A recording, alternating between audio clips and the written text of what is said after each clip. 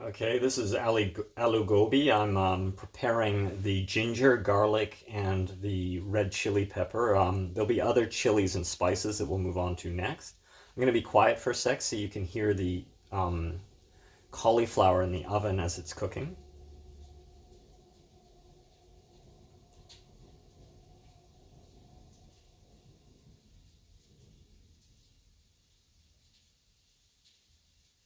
Hopefully you can hear that now that the SkyTrain's passed. Okay, so essentially tear off the garlic from the bulb. Get rid of this paper. It often doesn't cook down, so it's just papery in whatever you cook. So garlic can be relatively simple. If you're using the edge of the knife technique, make sure that if you slip, you're not going to cut yourself with a knife. And so look at the amount of force I've actually got to apply on this. So, sometimes that's just not the best way. But if you chop off this end here, you can get most of it off fairly clean. And again, I hate having a bit of paper in my food. So, and every garlic's different. If you try and use your fingers and you're doing a lot of it, I find I actually get really painful, like inflammation under the nails because this garlic juice gets under there and then it takes days to heal sometimes. So in this case, it's a fairly tough one. Like it just doesn't want to really crush down. So I'll first cut it in half so I can really get a bit of a bite on it. And then I don't mind if it's a little bit bigger because this stuff is going to be really well cooked. So these pieces aren't really going to show up in the food. And even if they're still whole, which they usually aren't, they usually kind of dissolve out. Even if they're still whole, most of the flavor has been amalgamated into everything else. So basically I mince it one direction and then mince the other. And I'm not sure about the angles here. I'm not a professional at this, but this is actually my first day of shooting cooking videos. But essentially, and then, if you want to be a bit more meticulous, you just keep going at it in a fan shape like this, occasionally cleaning your knife. Back edge of the knife, you really want to be aware of that when you're doing knife work. And I tend to not scrape the blade across, especially like this bamboo cutting board is quite hard. But yeah, just anything to keep the distance between sharpening a bit longer. Okay, so this is a nice chunk of ginger. And I usually kind of look at it and try and figure out, how can I tear it off so that there's the least amount of exposed face so that I preserve what's remaining. So with this, some people might use a peeler or something like that.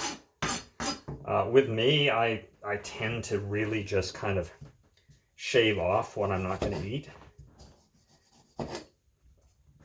And, maybe I'm losing a bit more, but maybe I'm not. I mean, some of these shapes here just don't really lend themselves to, to even a potato peeler or carrot peeler.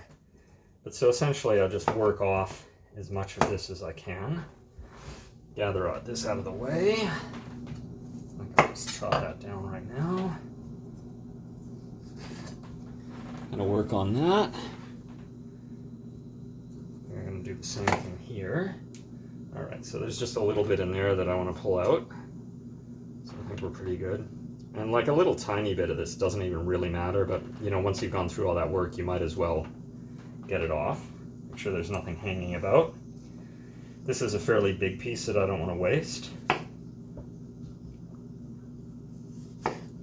So just slowly whittle that down. These little V shapes are not much fun to get at, but you just have to take your time. It's all a bit of an art. Tear that off. So that piece is looking pretty good. So it fell in the sink. Sink can be a very dirty place. Give it a good rinse.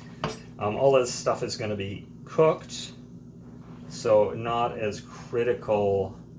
Like if it was a fresh vegetable or something in a salad, you might think twice if it fell in some place that you weren't sure about how clean it was.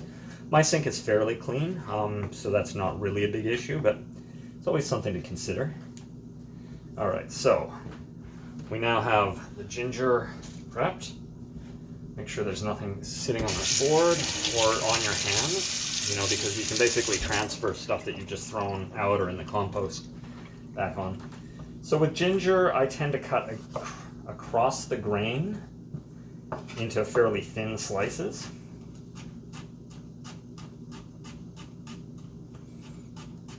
And because it's being cooked for a fairly long time, the size isn't a big deal.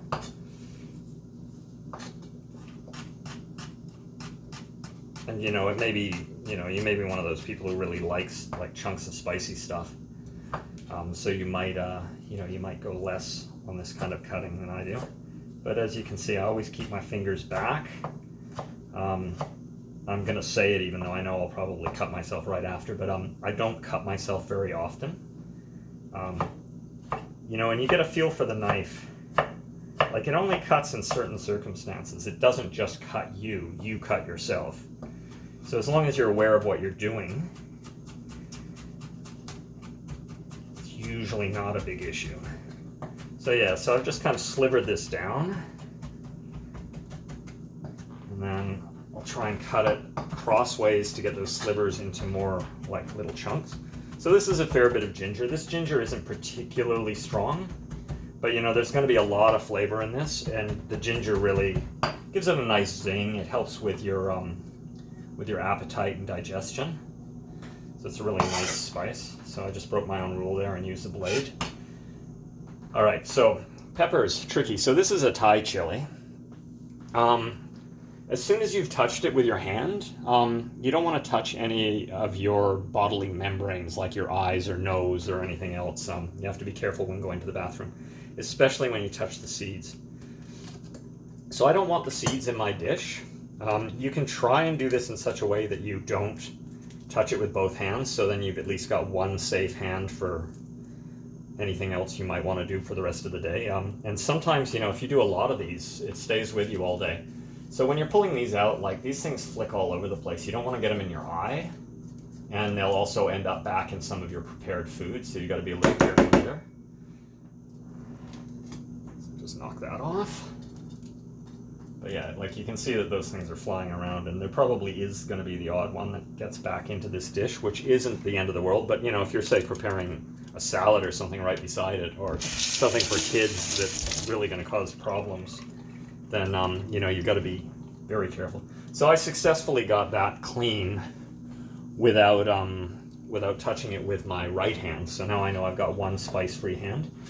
So then I'm just going to give this nice slivering. And you know, sometimes if I'm making Thai food or something like that, I'll actually just leave it in these nice little kind of julienne slivers. But for this, we want it to amalgamate nicely in.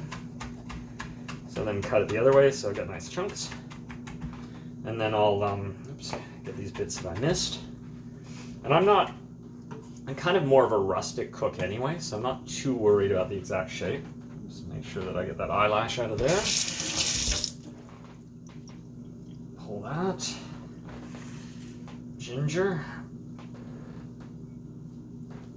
And sometimes your ginger and your garlic can be hard to tell apart, you know, especially if you're in a hurry or but so you see, I don't mind using the blade like this where I'm not actually scraping it against it because it's not losing any sharpness that way. Okay, so that is how to prepare the garlic, ginger, and pepper. And then, you know, as I say, with a knife, you know, you can actually press quite hard without cutting yourself. It's when you start sliding it back and forth that you're going to have problems. So, you know, once you understand the knife, it's not as dangerous as a lot of people think it is. All right, well, thank you for watching.